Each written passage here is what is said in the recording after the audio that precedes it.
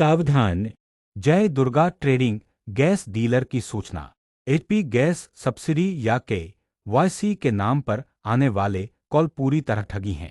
OTP साझा न करें, बैंक खाता जानकारी न बताएं, सतर्क रहें, सुरक्षित रहें। आप देख रहे हैं नेशन किंग समाचार और ये आज का एक मुख्य समाचार है। मैं सीधे आप लोगों को लेके आ रहा हूँ HP गैस ऑफिस में। ये HP gas office Ajay trading distributor Liluah का है और आजकल साइबर क्राइम फ्रॉड को लेकर बहुत सारी फ्रॉड हो रही है। कस्टमर्स को कॉल आ रहा है कि आपका सब्सिडी आपको अकाउंट में दिया जाएगा और ये है वो है KYC है, आपका बुकिंग बंद कर दिया जाएगा। इस पर लेकर बहुत बड़ी एक प्रार्थना चल रही है और लोगों को फ्रॉड किया जा रहा है। तो मैं आज आप लोगों का सुरक्षित के लिए अपने न्यूज़ चैनल के मार्फत से आया हूं और मैं सीधे आप लोगों को HP गैस ऑफिस का ओनर्स जो है अजय जी, मैं उनके पास लेकर चल रहा हूं। नमस्कार, आप देख रहे हैं नेशन किंग समाचार और अभी का ये बहुत ही इम्पोर्टेंट खबर मैं आप लोगों के सामने लाने जा रहा हूं, क्योंकि एक कहावत है, लालच बुरी बला है। तो ऐसा ही कहानी कुछ हमारे घुसड़ी हावड़ा अंचल में हो रहा है। तो मैं सीधे आपको लेकर आ रहा हूं। सर, सबसे पहले अपना नाम बताइए सर। मेरा नाम अजय शर्मा है और मैं अजय ट्रेडिंग कंपनी का प्रबंधक हूं, तो यहाँ लिलुआ में।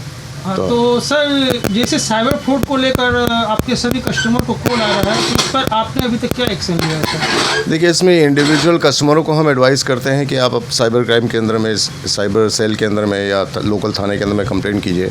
और हमने उनके डेटास कलेक्ट किए हैं ऐसे कस्टमरों के जिनके पास कॉल्स आ रहे हैं, किस किस नंबर से आ रहे हैं, वो सब कलेक्ट करके हमने, जब हमारे पास काफ़ी डेटा हो गया तो हमने अपनी तरफ से एक चिट्ठी बना के साइबर क्राइम को दी। उन नंबर्स को भी शेयर किया साइबर क्राइम के साथ में। हमने commissioner of police Howrah police को भी दिया। हमने अपने लोकल बेलूर थाना को भी इन्फॉर्म किया है कि इन नंबरों से कॉल आ रहे हैं, कस्टमरों के पास में फ्रॉड करने की कोशिश हो रही है। ये चिट्ठी मैंने 11/9 को भेजी है साइबर क्राइम को, कमिश्नर ऑफ पुलिस को और बेलूर थाना को। सर, तो मैं आपको बोल रहा हूँ, सबसे पहले आप अपने जो कस्टमर्स हैं उन कस्टमर को आप सुरक्षित कैसे करेंगे सर? देखिए, सुरक्षित तो हम लोग को कस्टमरों को थोड़ा सा एडुकेट करना पड़ेगा कि इस तरह के लालच में ना आए, कि लोग बाग लालच देते हैं कि आपके सब्सिडी के पैसे जो उनके नहीं मिलने वाले हैं वो भी दिलवाएंगे हम आपको। अब लालच में फंसते हैं कुछ लोग तो नुकसान कराते हैं। तो अब कस्टमरों को एडुकेट करना होगा हमें at a large level, at a mass level. सभी कस्टमरों को हमें ये इन्फॉर्मेशन देनी होगी कि इस तरह की कोई कॉल आती है तो ये कॉल हमारी तरफ से नहीं है, आप सचेत रहें, कोई भी अपनी इन्फॉर्मेशन शेयर ना करें, कोई भी OTP शेयर ना करें ऐसे कॉल्स पे। और फिर भी आपको कोई डाउट हो तो हमारे दफ्तर में आके हमसे यहाँ मिलें, या कोई भी इन्फॉर्मेशन लेनी होगी तो आप शेयर करनी है तो आप दफ्तर में हमारे आके ही शेयर करें। अच्छा सर, मैं आपसे एक और छोटा सा सवाल करना चाह रहा हूँ सर। जैसे आपके कस्टमर्स को जो कॉल आ रही है, जहाँ तक मैं जान पा रहा हूँ कि ये डेटा पूरा A to Z data customer के डेटा और ये फ्रॉड वाले लोगों के पास में कैसे जा रहा है सर? देखिए, बहुत अच्छा प्रश्न है आपने। यही प्रश्न मैंने भी हिंदुस्तान पेट्रोलियम से किया था कि चूँकि ये सिर्फ अजय ट्रेडिंग का अगर मामला होता तो इसको हम अपने लेवल के ऊपर में इसको इन्वेस्टिगेट करते या इंक्वायरी करते या कोई एक्शन लेते। लेकिन ये देखा जा रहा है कि तकरीबन हर एक डीलर के साथ में ऐसा हो रहा है, वो भी डीलर हिंदुस्तान पेट्रोलियम का हो, इंडियन ऑयल का हो या भारत पेट्रोलियम का हो।